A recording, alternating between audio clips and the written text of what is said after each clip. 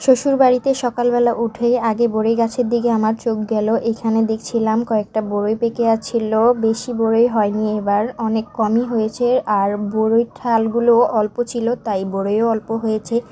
এদিকে আমি বাড়ি দিয়ে কয়েকটা বড়ই পেড়ে নিলাম। মাশাআল্লাহ, বড়ইগুলো অনেক সুন্দর পেকেছিল। আর এই বড়ইগুলো খেতে অনেকই মিষ্টি লাগে।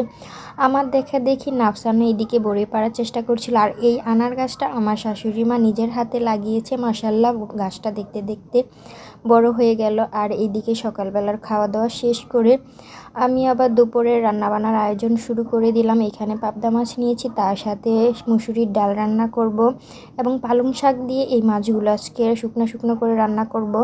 এদিকে আমার ভাতও বলক এসে পড়েছে। এখন আবার কড়াই বসিয়ে দিলাম, তার সাথে তেল পেঁয়াজ দুটোই ভালো করে ভেজে নিচ্ছিলাম।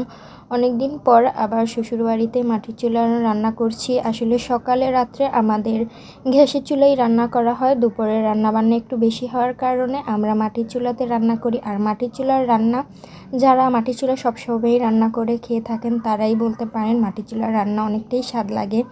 এইদিকে আবার আমি ডিমের তরকারিও রান্না করে ফেলেছিলাম। এইখানে ধনেপাতা দিয়ে তারপরে নামিয়ে নিয়েছিলাম। সব কিছুই আমি একটু একটু করে দেখিয়ে দিয়েছিলাম ভিডিওতে। তারপরে দুপুরে খাওয়া দাওয়া শেষ করে নাফসান আবার তার দাদার সাথে একটু কাছারির দিকে গিয়েছিল আর কি, বাজারে। সে যাচ্ছিল তার দাদার সাথে চাল ভাঙাতে, পিঠা বানানোর জন্য। এদিকে বাজার থেকে এসে পড়লো সে হাওয়াই মিঠাই নিয়ে, তার সাথে দাদা নিয়ে এসেছিল কমলা। এই কমলাগুলো বসে বসে আমরা সবাই মিলে খাচ্ছিলাম, সাথে নাফসানও বসেছিল। আর এই হচ্ছে নকশি পিঠা। এই পিঠাগুলো আমি বাসা থেকে নিয়ে এসেছিলাম, আর এই পিঠাগুলো আমার কাছে অনেকই ভালো লাগে। আজকের ভিডিও এই পর্যন্তই। ধন্যবাদ সবাইকে।